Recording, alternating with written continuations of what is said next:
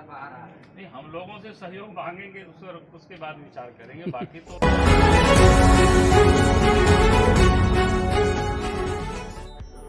झारखंड में हेमंत सरकार की लूट की कहानी तो हम सब लोग सुनते भी हैं और आप सब लोग दिखाते भी हैं।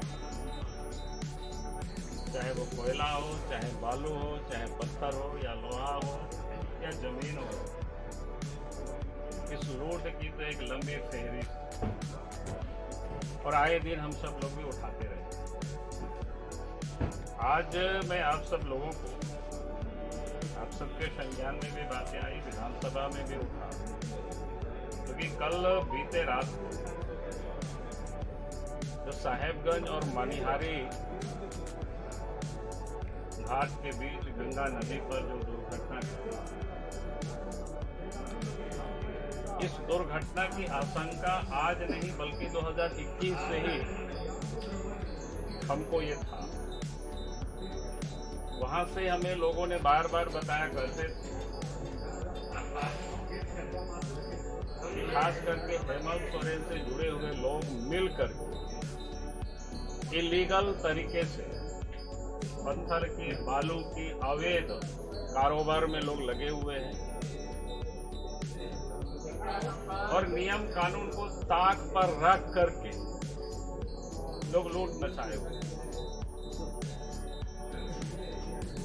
साहेबगंज और मनिहारी के बीच जो घाट है, एक तो वहाँ एक घाट है समदा घाट और वहाँ से मनिहारी के बीच जो फेरी सेवा की जो परिचालन होती है,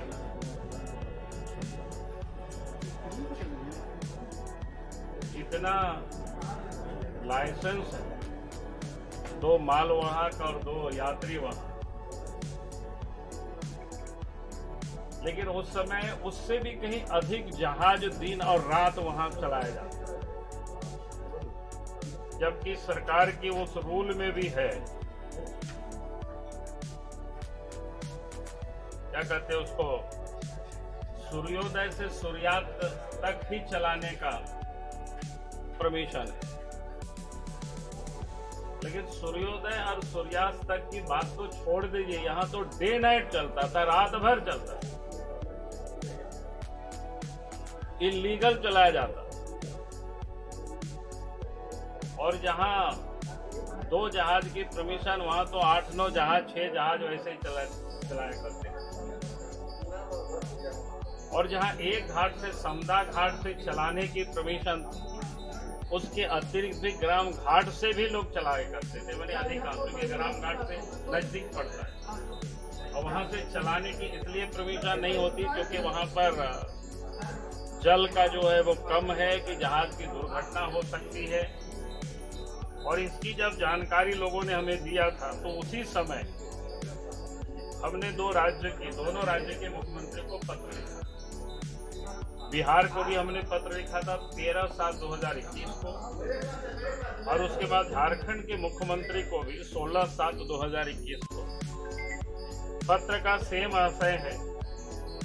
हमने जो इतना ही लिखा था कि भाई गैर कानूनी तरीके से वहां चल रहा है, कभी भी किसी भी दिन ये दुर्घटना हो सकता है, और इसलिए इस पर रोक लगाई जाए, इस पर जांच किया जाए, जो संबंधित गड़बड़ कर रहे हैं, जिन लोगों के साथ पर ये चल रहा है, उस पर कार्रवाई। लेकिन लगता है कि किसी ने कोई ध्यान नहीं दिया उस पर, हमारी बात पर।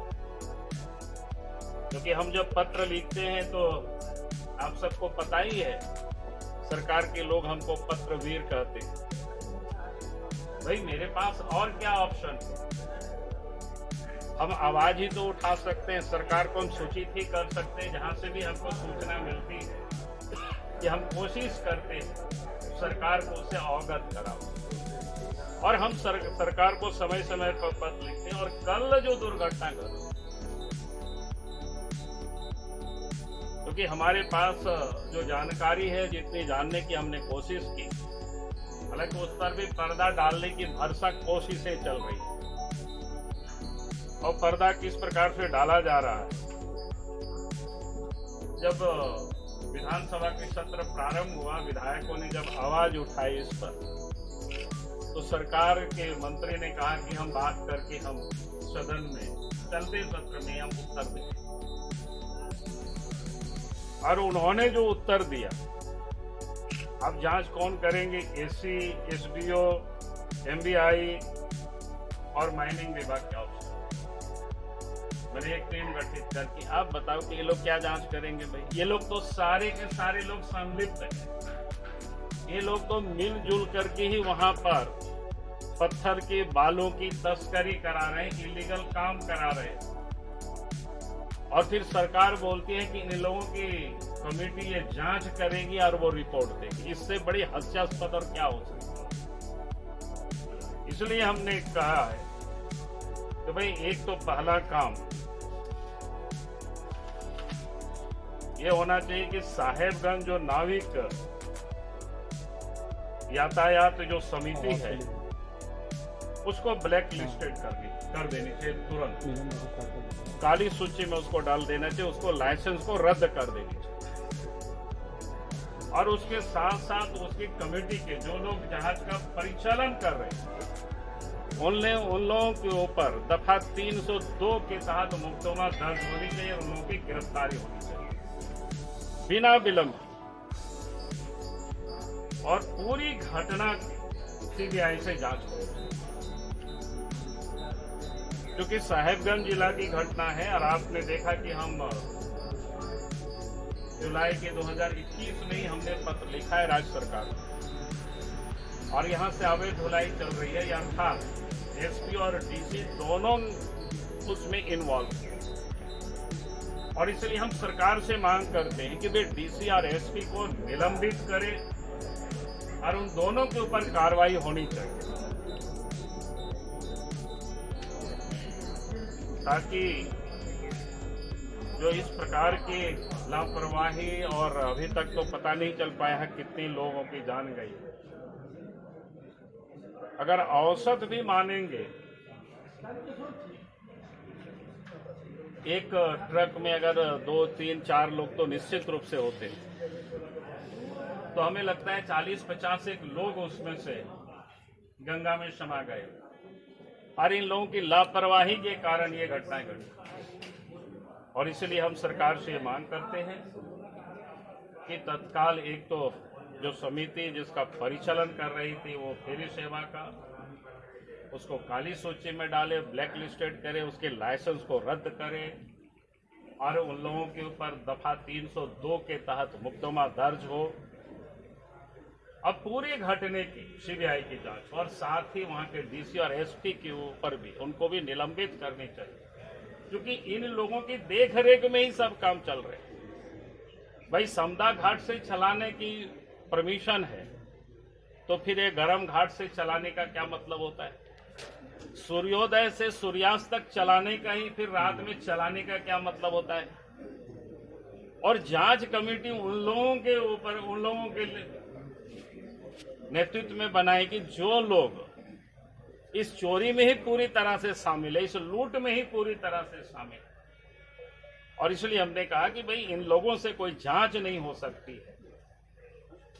और इसलिए पूरे मामले की सरकार अगर वास्तव में अपने आप को इन्वॉल्व नहीं है, हेमंत सोरेन अगर चाहते हैं कि नहीं हम इसमें इन्वॉल्व नहीं है, इससे हमको पैसा नहीं मिलता था, तो सीधा इस जांच को सीबीआई को भेज दे, ताकि दूध का दूध पानी का पानी हो जाएगा कि भाई कब जहाज चली थी, कितने लोग डूबे, किस प्रकार से वहां कब से इलीगल चल रहा है और उसमें कौन कौन लोग शामिल हैं, सब कुछ सामने आ जाएगा। इन्हीं शब्दों के साथ अपनी बात को आज मैं समाप्त कर रहा हूँ। सर गोविंद, आप ऐसे कई विधायक हैं, मैक्सिमम अगर आप 82 विधायकों की सूची में देखेंगे तो मैक्सिमम विधायक ये कह रहे हैं कि इलीगल माइनिंग हो रहा है, चाहे पत्थर हो, कोयला हो।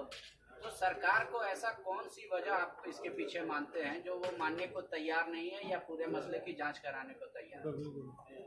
वजह बिल्कुल साफ है, मैंने तो बार बार कहा, क्योंकि इस काली कमाई का हिस्सा राज्य के मुख्यमंत्री के तिजोरी तक पहुंचता है। और तभी वो जांच से बाएं दाएं सीएम भागते हैं। अगर उनके तिजोरी में नहीं पहुंचे तो भाई उनको कौन सी का डर है, सीबीआई को जांच दे देना चाहिए। हमने तो कई बताया कि हम भी जब राज्य के मुख्यमंत्री थे, जहां लोग मांग करते थे इस प्रकार की, भाई सीबीआई की जांच होनी चाहिए, तो मैं तो कभी भी विलंब नहीं करता। भाई हमको क्या लस्ट है इसमें? हम राज्य की अच्छी और भलाई के लिए अगर मुख्यमंत्री है और वास्तव में उनके यहाँ काली कमाई का हिस्सा नहीं जाता है तो तुरंत सीबीआई को रेफर कर देने चाहिए। मामला ऐसे भी तो राज्य का है। तो सर 14 ट्रक बिहार सरकार भी तो इक्वली दोषी है। मैं कहा किसी को, हम तो इसलिए सीबीआई जांच की कह रहा हूँ ना, लेकिन चूंकि बालू कोयला पत्थर सब इस राज्य से जाता है और आज इसे नहीं वर्षों से क्या बोलते हैं, जब से हेमंत सोरेन की सरकार बनी है तब से इसकी जोर पकड़ी है। और हमने समय समय पर राज्य सरकार को चिट्ठी लिखते रहा। राज्य सरकार तो एक नॉलेजमेंट तक नहीं देती है कि भाई चिट्ठी मिला कि नहीं मिला इनको। आप सोच सकते हो 14 ट्रक से डूबने की बात हुई है, लेकिन प्रशासन कह रहा है कि 5 ट्रक डूबे हैं। मैंने कहा कि इसलिए तो कह रहे हैं कि जांच होनी चाहिए ना। अब कौन प्रशासन कह रहे हैं? डीसी कह रहे हैं। भाई जहाज जा रहा है गरम घाट से, जो लोग इंजोर्ड है कटिहार या मनिहारी, वहां जो क्या बोलते हैं हॉस्पिटल में एडमिट है, वो बता रहे कितनी बजे रात चली थी, और डीसी प्रेस को बता रहे हैं दिन में चला था। जहाज बीच में खराब हो गया और वो कह रहे हैं कौन समदा घाट से चला था, जबकि जो व्यक्ति वहां इंजोर्ड है वो कह रहा है गरम घाट से चला था। और आज भी जो वहां से जहाज को लाया है वो गरम घाट में ही खड़ा है, और वहीं से खड़ा होकर के डीसी प्रेस को ब्रीफ कर रहे हैं, लोगों को बता रहे हैं। उसमें से किसको बेवकूफ बना रहे हैं?